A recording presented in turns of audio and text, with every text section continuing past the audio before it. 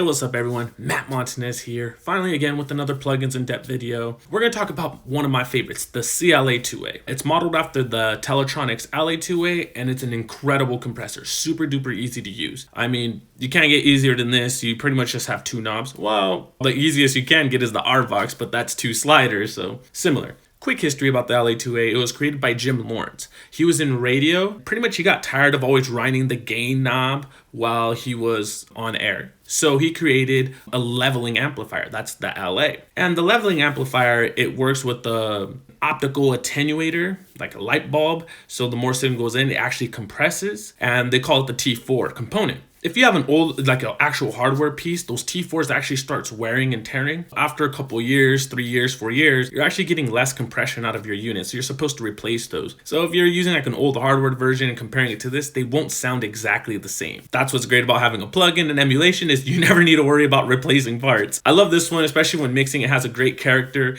It's smooth. It gives you a nice punch, especially with vocals, and it gets things real full. And that's what I'm gonna show it today is on this vocal. This vocal was done by a friend of mine. She goes by mattOMA, and she's an incredible singer-songwriter, and she just did a quick freestyle thing. I recorded, did a quick mix, and it sounds great, so I'm actually going to show you that. Now, let's dive into this bad boy. Right here, we got our switch, and that's the first thing we notice is the compress and limit switch. And the compress and limit switch, they just switch the ratio. The compress will be about a 3-to-1 ratio, and the limit is going to 101, so it's a brick wall limiter. Then you got your gain knob, and the gain knob's not an input knob. It's not what's going into the compressor. That's actually makeup gain, but this is after it reduces the peak reduction. Then right here we got our nice VU meter, and over here is where we can switch what it's showing, the input, the output, and the gain reduction. I like to keep mine on gain reduction. Then you also have your peak reduction, and this is basically setting the threshold because on an LA-2A, it has a set and attack release times. Well, the more frequency dependent, so whatever's going in there, then it kind of switches a little bit, but just think of it as a set attack and release time because it's smooth. It's not like it's gonna get any faster. It's a slow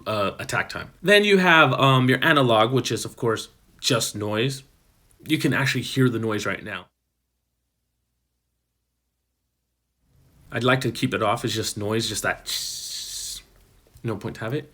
And lastly, you have this cool little screw knob here, which says high frequency flat. And this is one of the main features that I love about this LA-2A model. When you have it on flat, it's compressing the entire frequency range, basically from 20 hertz to 20 kilohertz. As you move away from flat, you're letting more of the low frequencies basically get through like a low pass filter. So you're only compressing the high frequencies there, basically from 1K down to 20K gets through. So you can say it's kind of like a de-esser. I'm going to demonstrate that, and the way I'm going to show you that is I'm going to send the 2-track because that's a full frequency range. I'm going to send that over to the LA-2A. That's right here. So that's going to the LA-2A, so it's going to compress everything, and I'm going to pull a PAS analyzer behind it so you can see it analyze the actual frequency range. Where are you at, PAS analyzer?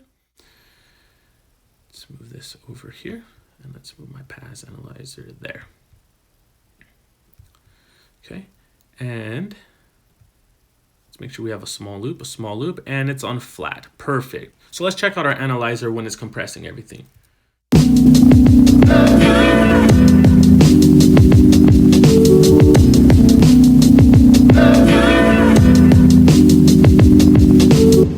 As you can see, when I mark it here, it's about -15, -14.7, but about -15.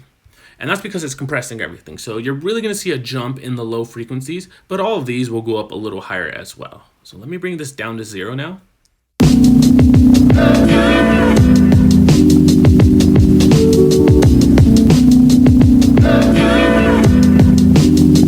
And that's what I'm saying about it being a slow compressor, because if you notice this time when I hit play and the time before I hit play, I clicked the clear button to clear the frequency because it jumped up. It's because this compressor is slow. It doesn't catch those first transients coming through, and then it evens everything out. But as you can see here, the entire frequency range actually went up higher now. So now we're sitting at -10, -9.8, which is pretty, you know, it's a good change. That's what, 5 dB difference? That's something to keep in mind is this cool knob, and I do it a lot, especially when I'm doing vocals and has a lot of bass in there. I do bring that back some just so it stays with the entire vocal full and things aren't getting squashed like crazy. And let's put this on a vocal. We're gonna put this back to everything where it was. And on this quick vocal here, I'm going to show you what it sounds like. Let's pull the reverb off as well. I'm gonna solo it so you guys can check this out. Girl, someone frown. Girl, someone frown. Girl, someone frown. Girl, someone. So you can really hear it once I hit bypass. The vocal kind of just dips down. It's not up in your face, you know, up front, punchy anymore, and it doesn't sound as full. And I'll do that again. I'm gonna hit bypass like right in the middle. Girl, someone frown. Girl, someone frown. Girl, someone.